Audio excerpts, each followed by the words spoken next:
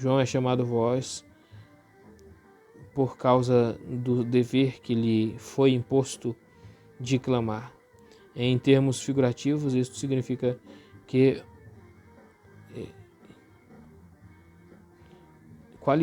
em termos figurativos, isso qualifica o miserável estado da igreja do deserto, o qual parecia obstruir o regresso do povo, como se quisesse dizer que o caminho para o povo cativo estava bloqueado, mas que o Senhor encontraria uma via para terras inóspitas. Mas aquele deserto visível no qual João pregava era uma figura ou imagem do ermo solitário, onde não havia nenhuma esperança de livramento. Se o leitor ponderar sobre esta comparação, logo perceberá que as palavras dos profetas não foram torcidas. Deus dispôs tudo de tal maneira como se pusesse um espelho dessa profecia diante dos olhos de seu povo esmagado por suas misérias. 1 do 24 ao 28. E os que tinham sido enviados eram da parte dos fariseus, portanto perguntaram e lhe disseram: por que, pois, batizas, se não é nem o Cristo, nem Elias, nem um profeta? João lhe respondeu, dizendo: eu batizo com água, mas no meio de vós está um a quem não conheceis. Ele é quem, vindo depois de mim, está acima de mim, cujas correias da sandália não sou digno de desatar. Essas coisas se deram em Betânia, do outro lado do Jordão, onde João estava batizando. 24. Eram da parte dos fariseus. O evangelista diz que eram fariseus que então conservavam um lugar de muita eminência na igreja, com o intuito de ensinar-nos que os mesmos representavam não figuras irrelevantes da ordem levítica, mas que eram homens dotados de autoridade. Essa é a razão por que perguntam sobre o batismo. Ministros ordinários teriam ficado satisfeitos com qualquer tipo de resposta, mas esses homens, já que não obtiveram a resposta que esperavam, acusam João de temeridade em ousar introduzir uma nova cerimônia religiosa. 25. Por que então batizas? Seu argumento parece assumir uma forma decisiva quando estabelece esses 3 graus. Se não és o Cristo, nem Elias, nem um profeta, visto que instituir a prática do batismo não é prerrogativa de qualquer um. Toda autoridade tinha de ser deixada nas mãos do Messias. De Elias, que estava para vir, formaram a opinião que ele começaria a restauração do reino e da igreja. Também estabeleceram que os profetas de Deus deviam desempenhar o ofício a eles confiado. Contudo, pois que para João batizar permitia-se a entrada de uma inovação ilícita, já que ele não havia recebido de Deus nenhum ofício público, mas ainda que João negue ser o Elias da imaginação deles, falharam em não reconhecê-lo como o Elias mencionado em Malaquias 4:5. Versículo 26, eu batizo com água. Isso deveria ter sido suficiente para corrigir seu equívoco, mas ainda que o ensino seja suficientemente claro, ele não se destina aos surdos. Ao enviá-los a Cristo e declarar que ele já se encontra presente, é evidente que ele não só se declara divinamente designado para ser ministro de Cristo, mas também que é o genuíno Elias, enviado para testificar a restauração da igreja. A antítese completa não está expressa aqui, pois o batismo espiritual de Cristo não é distintamente contrastado com o batismo externo de João, senão que a última sentença sobre o batismo do Espírito pode muito bem ser adicionada. Aliás, logo depois o evangelista registra ambos. Há 2 ênfases nessa resposta. Primeiramente, João nada reivindica, além de que ele é por direito, pois o autor de seu batismo é Cristo, em quem consiste a realidade do sinal. Em segundo lugar, ele não faz mais que administrar o sinal externo, enquanto que todo o poder e eficácia estão exclusivamente nas mãos de Cristo. Portanto, ele defende seu batismo, ainda que sua realidade dependa de outro. Mas, embora ele deixe de mencionar o poder do Espírito, contudo exalta a dignidade de Cristo, a fim de que todos olhem somente para ele. Eis a mais elevada e melhor moderação regulamentada, quando ele toma por empréstimo de Cristo a autoridade que ele reivindica para si, dizendo que o crédito é todo de Cristo mesmo, atribuindo-lhe tudo quanto possui. Entretanto, é um louco equívoco supor alguém ser o batismo de João diferente do nosso. João não está aqui argumentando sobre a utilidade e conveniência de seu batismo, mas está simplesmente comparando seu papel com o de Cristo. Assim como hoje, se formos indagados sobre qual é a nossa participação no batismo e qual é de Cristo, teremos que reconhecer que unicamente Cristo é quem realiza o que o batismo representa e que outra participação não temos senão a mera administração do sinal. A Escritura fala dos sacramentos de duas maneiras. Às vezes, ela nos diz que são a lavagem de regeneração, Tito 3,5, que ali nossos pecados são lavados, 1 Pedro 3,21, que somos enxertados no corpo de Cristo, que nosso velho homem é crucificado e que ressuscitamos em novidade de vida, Romanos 6, 4, 6. E nesses exemplos, ele une o poder de Cristo com o ministério humano, de modo que o ministério nada é senão a mão de Cristo. Tais formas de expressão revelam não o que o homem pode realizar por si mesmo, mas o que Cristo efetua por meio do homem e do sinal como seus instrumentos. Visto, porém, que os homens tendem a cair em superstição e, movidos por seu inerente orgulho, arrebatam a Deus a hora que lhe pertence e aguardam para si a Escritura para refrear essa blasfêmia e arrogância. Ocasionalmente distingue a pessoa dos ministros de Cristo, como nessa passagem, para que aprendamos que os ministros não são e por si mesmo nada podem fazer. No meio de vós está um. Ele indiretamente censura a estupidez deles em não conhecer a Cristo, de quem deviam ter recebido notícias em particular, e ele, sempre cuidadoso, insiste em que nada pode ser conhecido de seu ministério até que os homens venham ao encontro de seu autor. Ele diz que Cristo está entre eles, a fim de que se empenhem entusiasticamente em conhecê-lo. A suma da ideia é que ele quer aviltar-se o máximo possível a fim de não ter o mínimo grau de honra caso inadvertidamente lhe viessem atribuir, obscurecendo assim a superioridade de Cristo. É provável que estas frases estivessem frequentemente em sua língua ao ver-se imoderadamente enaltecido pela opinião distorcida dos homens. 27. Que vem depois de mim.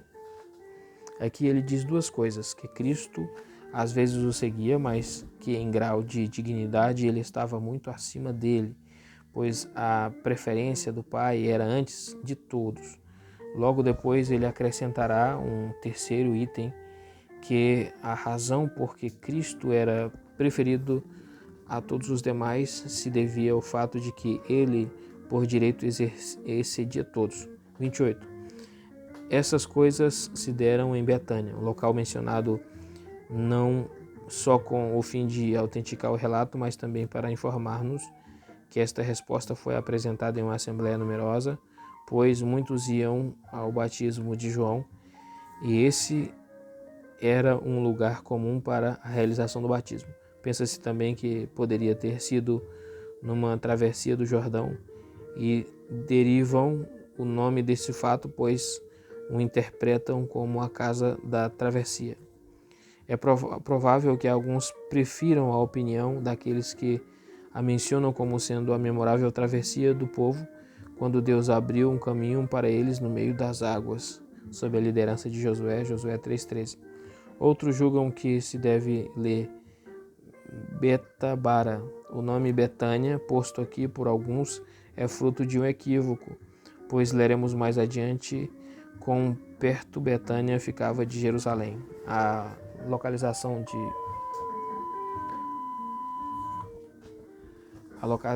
de Betabara, que os topógrafos descrevem, concorda mais com as palavras do evangelista.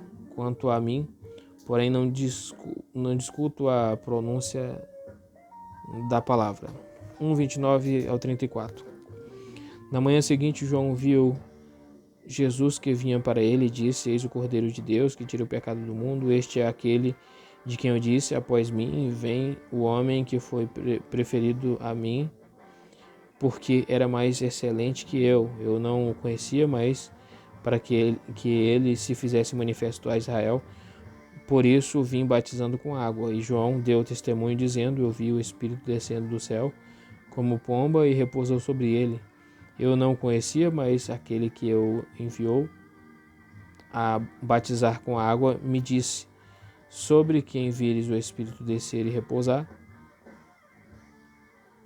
esse é aquele que batiza com o Espírito Santo.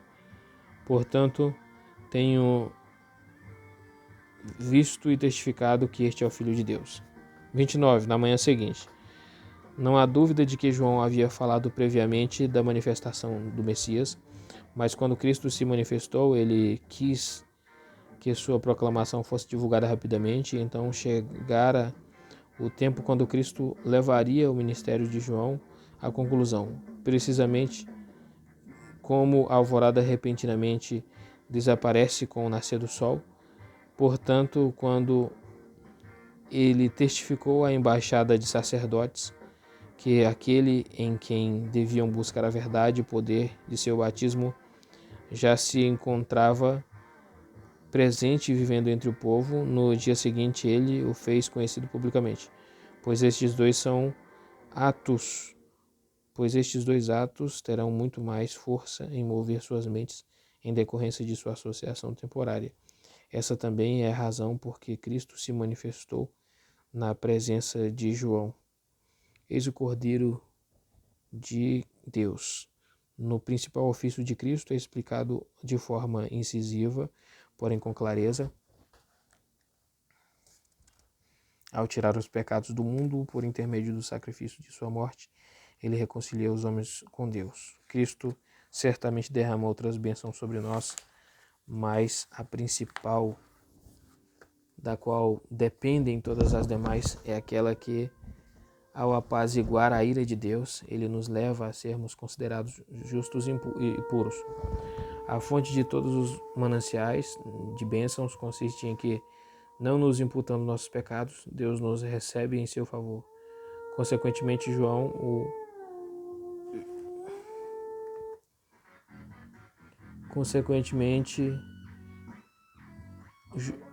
João, com o intuito de nos levar a Cristo, começa com o perdão gratuito dos pecados, o qual só obtemos através dele. Pelo termo cordeiro, há uma alusão aos antigos sacrifícios da lei. Ele estava tratando dos judeus que estavam acostumados com os sacrifícios e não podiam ser instruídos sobre satisfação de alguma outra forma, a não ser que tivessem um sacrifício como mediação. Mas como havia vários tipos, ele emprega sinédoque. Provavelmente João esteja pensando no cordeiro pascal. A questão primordial é que João empregou uma forma de expressão que era mais eficaz e viva para instruir os judeus. Assim como hoje, através do rito do batismo, entendemos melhor o que significa o perdão do pecado através do sangue de Cristo. Quando ouvimos que por meio dele somos lavados e purificados de todas as nossas imundícies, ao mesmo tempo como os judeus comumente mantinham noções supersticiosas acerca dos sacrifícios, propositalmente ele corrige o erro, lembrando-lhes o objetivo designado em relação a todos eles. Era um áspero abuso do sacrifício quando se depositava confiança nos sinais externos. Portanto, João, pondo Cristo em realce, testifica que ele é o Cordeiro de Deus, querendo dizer que, com isso, que quaisquer que fossem as vítimas que os jovens usassem para oferecer sob o regime da lei, não tinha absolutamente poder algum para expiar os pecados, ao contrário, não passavam de figuras cuja realidade era revelada em Cristo mesmo, que tira o pecado do mundo. João expressa pecado no singular, denotando algum gênero de iniquidade, como se ele quisesse dizer que Cristo remove toda sorte de injustiça que aliena os homens de Deus. E ao dizer o pecado do mundo, ele estende essa benevolência indiscriminadamente a toda a raça humana, para que os judeus não imaginem que o Redentor for enviado exclusivamente a eles. À luz deste fato, inferimos que o mundo inteiro está submetendo-se à mesma condenação, visto que todos os homens, sem exceção, são culpados de injustiça diante de Deus. Por isso, necessitam de ser reconciliado com Ele. João, portanto, ao falar do pecado do mundo em termos gerais, sua intenção era fazer-nos sentir nossa própria miséria e exortar-nos a buscar um antídoto. Ora, para que nos apossemos da bênção oferecida a todos, é preciso que cada um de nós determine em seu íntimo não permitir que algo o impeça de buscar em Cristo a reconciliação divina, deixando-se guiar pela fé, encontre nele um refúgio seguro. Além disso, ele proclama um único método para a remoção dos pecados. Sabemos que desde o princípio do mundo, quando suas próprias consequências os convenciam, todos os homens se esforçavam avidamente para granjear o perdão. Daí o espantoso volume de todos os tipos de oferendas expiatórias, pelas quais erroneamente criam poder aplacar a Deus. Confesso que todos os ritos propiciatórios espúrios tiveram sua origem num princípio santo, significando que Deus havia ordenado sacrifícios que levassem os homens a Cristo. Entretanto, todos criaram seu próprio meio de aplacar a Deus. João, porém, nos atrai de volta a Cristo, tão somente nos informa que não existe nenhum outro método pelo qual Deus se reconcilia conosco, a não ser através de sua agência, já que ele é o único que remove os pecados. Ele, pois, não nos deixa outra via de escape do pecado senão a fuga para Cristo, e assim exclui toda e qualquer satisfação humana, toda e qualquer expiação e redenção, visto que tais artifícios nada mais são que invenções ímpias, arquitetadas pela astúcia do diabo. O verbo tirar, airein, pode ser explicado de duas formas, ou que Cristo tomou sobre si o peso sob o qual éramos esmagados, como está expresso em 1 Pedro 2,24, que ele levou nossos pecados no madeiro, e Isaías 53,5, que o castigo que nos traz a paz estava sobre ele, e por suas pisaduras fomos sarados, ou que ele apaga nossos pecados, visto, porém, que a última depende da primeira, de bom grado aceito a ambas, que Cristo, ao carregar nossos pecados, os elimina. Portanto, embora o pecado insista em permanecer em nós, não obstante no juízo divino ele não existe, pois já que ele é abolido pela graça de Cristo, então ele não pode ser-nos imputado. Nem me desagrada o ponto de vista de Crisóstomo, a saber, que é o tempo presente do verbo, o airon, que tira, denota uma ação contínua, pois a satisfação que Cristo ofereceu uma vez para sempre está em pleno vigor. Ele, porém, não nos diz simplesmente que Cristo tira o pecado, mas também nos apresenta o método, que ele nos reconciliou com o Pai por intermédio de sua morte, pois isso é precisamente o que ele tinha em mente dizer com o termo Cordeiro. Aprendemos, pois, que somos reconciliados com Deus por intermédio da graça de Cristo, seguindo a única via, reconhecendo a sua morte e crendo que aquele que foi cravado na cruz é a única vítima sacrificial por meio da qual toda nossa culpa é removida. 30. Este é aquele de quem eu disse. Ele envolve tudo em poucas palavras ao declarar que Cristo é aquele de quem ele havia dito ter a preferência acima dele. Daqui se conclui que João nada mais é senão o arauto enviado com este expresso propósito. E daqui se estabelece uma vez mais que Cristo é o Messias. Aqui se mencionam 3 coisas. Ao dizer que o homem estava vindo após eles, sua intenção é deixar claro que ele veio antes de Cristo no tocante ao tempo, com o fim de preparar-lhe o caminho, segundo o testemunho de Malaquias. Eis que eu envio meu mensageiro que preparará o caminho diante de mim. Ao dizer que Cristo tinha preferência sobre ele, a referência e a glória com que Deus adornou o seu Filho, quando ele veio ao mundo exercer o ofício de Redentor. Finalmente acrescenta-se a razão que Cristo está muito acima de João Batista em dignidade. Portanto, a honra com a qual o Pai o revestiu não era adventícia, mas era o direito relativo à sua eterna majestade. Mas já fiz menção dessa expressão. Este é aquele que vem após mim, mas que é antes de mim. 31. Eu não o conhecia. Para que seu testemunho não fosse suspeito de proceder de amizade ou favor, ele antecipa a dúvida, negando que tivesse algum outro conhecimento de Cristo, além do fato de que Deus o enviara. A suma, pois, é que João não fala movido por sua própria iniciativa, nem com o intuito de agradar aos homens, mas instigado pelo Espírito e pelo mandato de Deus.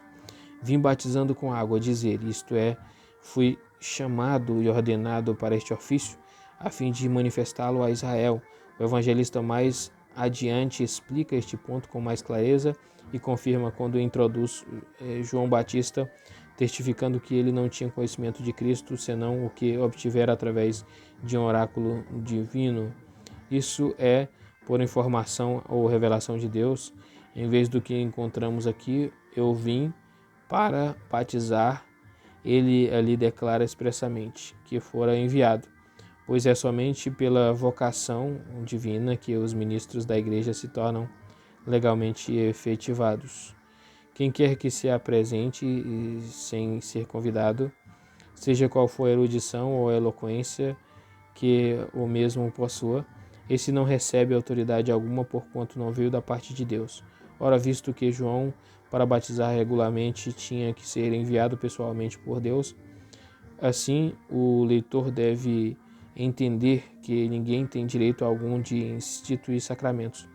Tal direito pertence exclusivamente a Deus. Por isso, Cristo, em outra ocasião, para provar o batismo de João, pergunta se ele era do céu ou dos homens. Mateus 21, 25. 32. Vi o Espírito descendo como pomba. Esta não é uma forma de expressão literal e sim figurada, pois com os olhos ele veria o Espírito. Como, porém, a pomba era um sinal certo e infalível da presença do Espírito, ela é chamada o Espírito por meio de uma figura de linguagem, na qual um nome é substituído por outro, não que ele seja na realidade o Espírito, e sim que aponta para o Espírito até onde a capacidade humana não possa admitir. E esta linguagem metáfora é a miúde empregada nos sacramentos, pois por Cristo chama o pão meu corpo, senão porque o nome do elemento é propriamente transferido para o sinal, especialmente quando o sinal é, ao mesmo tempo, um penhor genuíno e eficaz, por meio do qual somos certificados de que a própria coisa significada nos é outorgada. No entanto, não se deve entender que a pomba contivesse o Espírito que enche o céu e a terra, Jeremias 23, 24, mas que ele estava presente através de seu poder, de modo que João sabia que tal exibição não se apresentava inutilmente ante seus olhos. De modo semelhante, sabemos que o corpo de Cristo não é conectado ao pão e, no entanto, somos participantes de seu corpo. Então se suscita uma pergunta: por que o Espírito naquele momento se manifestou na forma de uma pomba? É preciso ter sempre presente que há a distinção entre o sinal e a realidade. Quando o Espírito foi comunicado aos apóstolos, eles viram línguas de fogo e divididas, Atos 2:3, significando que a proclamação do Evangelho tinha de ser difundida através de todos os idiomas e ele tinha de possuir o poder do fogo. Nesse versículo, porém, Deus que quis exibir publicamente aquela mansidão de Cristo que Isaías tanto enaltece.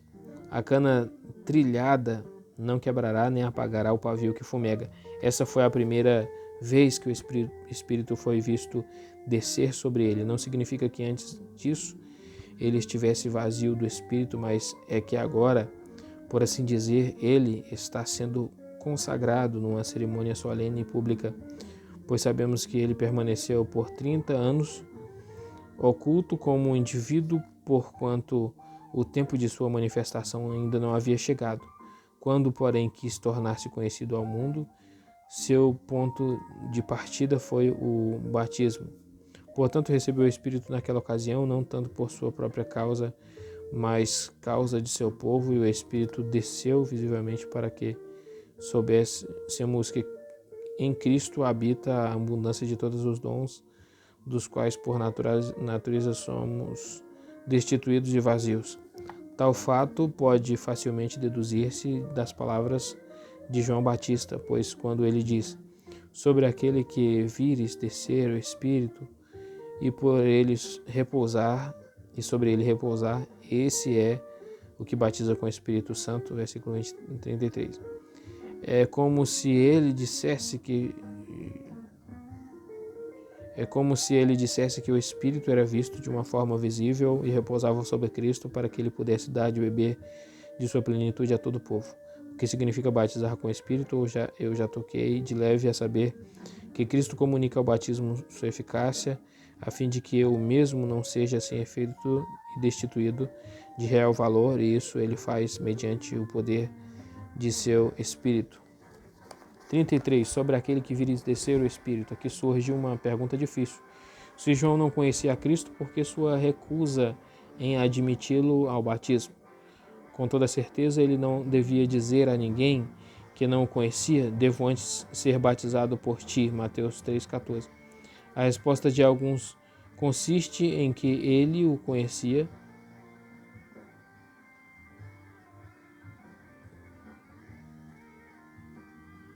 devo antes ser batizado por ti, Mateus 3,14. A resposta de alguns consiste em que ele tão vagamente que, embora o reverenciasse como um eminente profeta, contudo, não sabia ser ele o Filho de Deus. Essa, porém, é uma solução pobre, pois qualquer um deve obedecer à vocação divina sem qualquer respeito por pessoas. Nenhuma dignidade ou excelência humana nos deve impedir de cumprir nosso dever. Portanto, João teria desrespeitado a Deus e ao seu batismo, caso ele tivesse falado assim em relação a alguma outra pessoa e não ao Filho de Deus. Portanto, ele deve ter conhecido Cristo previamente. Primeiro, devemos notar que isso se refere a um conhecimento oriundo de familiaridade íntima e recíproca. Embora reconheça a Cristo assim que o vê, continua sendo verdade que não se conheciam mutuamente de forma usual pelo prisma da amizade humana, porquanto o princípio do conhecimento veio de Deus. A pergunta, porém, não está totalmente respondida, porquanto ele diz que a visão do Espírito Santo seria o sinal de reconhecimento. Ele, porém, não havia ainda visto o Espírito quando se dirigiu a Cristo como o Filho de Deus.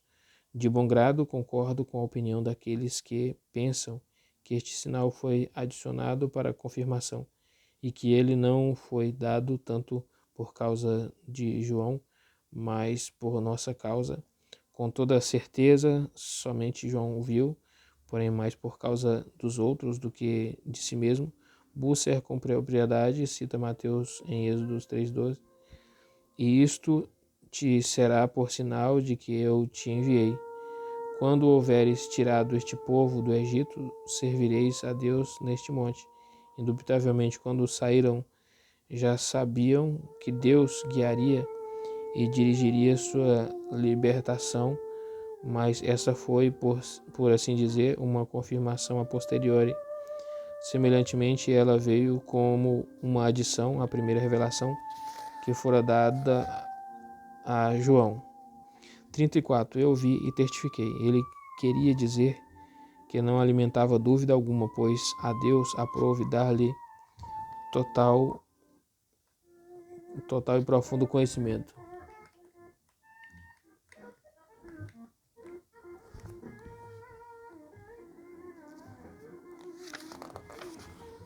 Daquelas coisas das quais teria que ser testemunha perante o mundo, e é digno de nota o fato de João testificar que Cristo era o Filho de Deus, porquanto aquele que desse o Espírito seria o Cristo, visto que a honra e o ofício de reconciliar os homens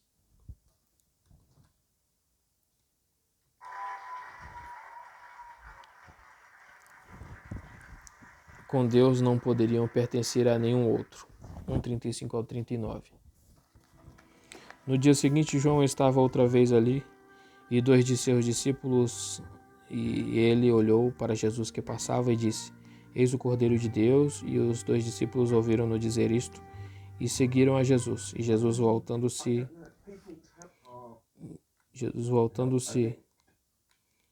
e vendo que eles o seguiam, então lhes disse: Que buscais? E eles lhe disseram: Rabi, que traduzido quer dizer mestre, onde moras? Então lhes disse: Vinde e vede. Foram, pois, e viram onde ele morava e ficaram com ele aquele dia, e era quase a hora 10ª. 36. Eis o Cordeiro de Deus. Nessa expressão fica ainda mais evidente o que ele já disse, a saber, que quando João sentiu que chegava ao término de seu curso, ele avança sem cessar procurando pôr a tocha na mão de Cristo. Sua persistência imprime mais peso a seu testemunho. Mas ao insistir tão ansiosamente dia após dia em reiterar seu louvor a Cristo, ele mostra que sua própria jornada chegava ao fim. Além do mais, vemos aqui quão impreciso e humilde foi o início da igreja. É verdade que não prepara discípulos para Cristo, mas até agora Cristo não havia ainda começado a selecionar uma igreja. Ele apenas conta com aqueles 12 homens, obscuros e insignificantes, mas mesmo assim sua glória se manifesta de modo que,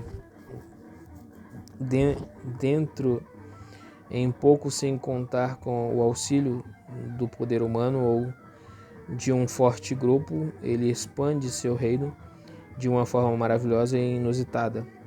Devemos também observar especialmente onde ele leva aqueles homens a descobrir em Cristo o perdão dos pecados. E ainda quando Cristo tivesse expressamente se apresentado aos discípulos para que fossem a ele, então, ao irem a ele benignamente, os encoraja e os exorta, pois não espera que falem primeiro, e então lhes fala: Que buscais? Esse cativante e amoroso convite uma vez foi feito a 2 homens, agora pertence a todos. Portanto, não devemos temer que Cristo se afaste de nós ou que nos recuse fácil acesso, contanto que nos veja empenhados por ele. Ao contrário disso, ele nos estenderá a sua mão e nos sustentará em nossos esforços. E porventura não apressará aqueles que o buscam, ele que sai em busca dos que andam errantes e transviados, querendo trazê-los de volta à vereda certa? 38. Rabi. Este título era comumente atribuído aos homens da elite ou detentores de alguma honra especial. Aqui, porém, o evangelista registra outro uso contemporâneo dele. Com esse título, eles se dirigem aos mestres expositores da palavra de Deus. Portanto, embora não soubessem que Cristo é o único mestre da igreja, não obstante, movidos pelo relato de que João faz acerca dele, e o respeitam como um profeta e mestre, que é o primeiro passo para se receber instrução. Onde moras? À luz deste exemplo, aprendemos dos próprios primórdios da igreja a cultivar um prazer tal por Cristo que se aguça nosso anseio por progresso. Nem devemos ficar satisfeitos com uma mera busca passageira, mas devemos buscar seu espaço permanente para que nos receba como seus hóspedes, porque muito simplesmente sentem o cheiro do Evangelho à distância e então deixam Cristo desaparecer como névoa, e tudo quando aprenderam sobre ele vira fumaça. Ainda que não se tornassem seus discípulos de tempo integral, não há dúvida de que ele os instruiu mais plenamente aquela noite, para que pudesse tê-los inteiramente devotados a si depois. 39. Era quase a hora 10ª, ou seja, a noite se aproxima, pois só faltavam umas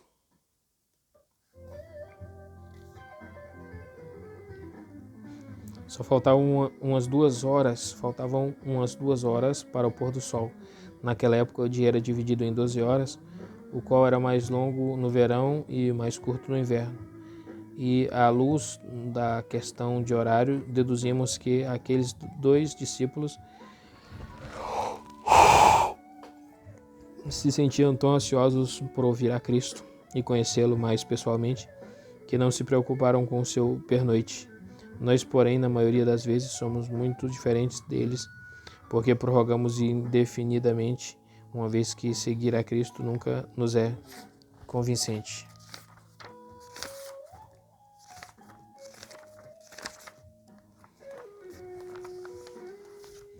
40 ao 42.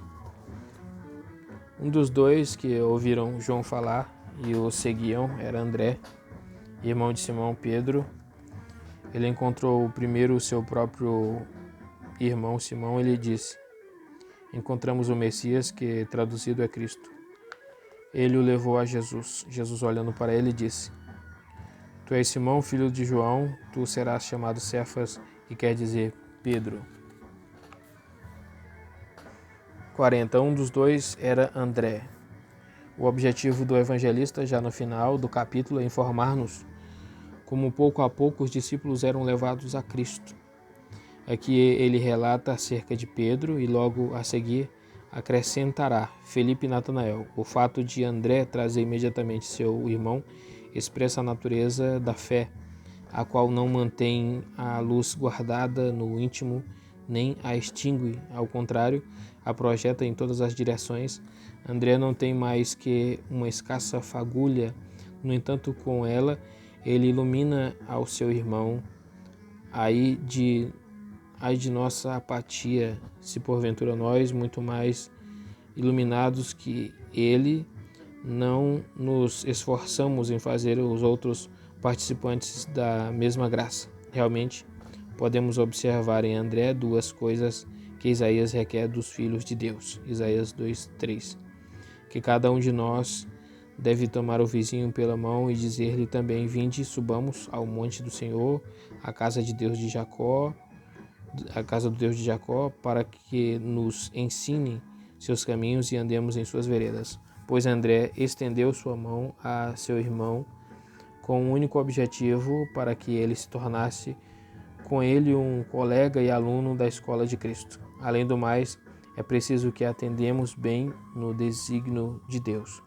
Ele quis que Pedro, que estava para ser o mais eminente, fosse levado ao conhecimento de Cristo pela agência e ministério de André, de modo que nenhum de nós, por mais excelente que seja, recuse ser instruído por alguém inferior, pois Deus castigará severamente aquela pessoa obstinada, ou melhor, arrogante, que por desprezar seu igual não se dignar em vir a Cristo. 41. Encontramos o Messias. O evangelista interpretou o termo hebraico Messias ungido para o grego Cristo, com o fim de publicar a todo o mundo que fora conhecido secretamente aos judeus. Era o título ordinário dos dois, visto que a unção era uma prática usual entre eles. Entretanto, estavam cônscios de que o rei seria divinamente ungido, em quem esperavam aquela felicidade perfeita e perene, especialmente quando aprenderam que o reino terreno de Davi não teria fim. E assim, quando Deus os instiga, dominados e oprimidos por muitas tribulações, o olhar para o Messias estava avivando em sua mente com mais nitidez que sua vinda estava próxima. A profecia de Daniel é mais clara do que as demais no tocante ao nome de Cristo. Daniel 9, 25 e 26. Pois ele, assim como os profetas mais antigos, não está falando de reis, mas está indicando que de forma única aquele futuro redentor. Portanto, essa maneira de falar prevaleceu de tal forma que sempre que se mencionava o Messias ou Cristo, não pensavam em nenhum outro senão no Redentor. E assim, no capítulo 4 deste evangelho, lemos o que disse a mulher samaritana. O Messias virá, o que torna ainda mais espantoso o fato de que tantos o esperassem e dele falassem com tão ansiosa expectativa e tão poucos realmente o tenham recebido. 42. Tu és Simão. Cristo atribui a Simão o nome, não segundo o costume, motivado por algum acontecimento passado, nem com base no que vê nele, mas porque estava para convencê-lo em Pedro. Convertê-lo, quer dizer, em Pedro. Antes de tudo, ele diz: Tu és Simão, filho de João. Ele usa o nome de seu pai em sua forma abreviada, um costume bastante comum.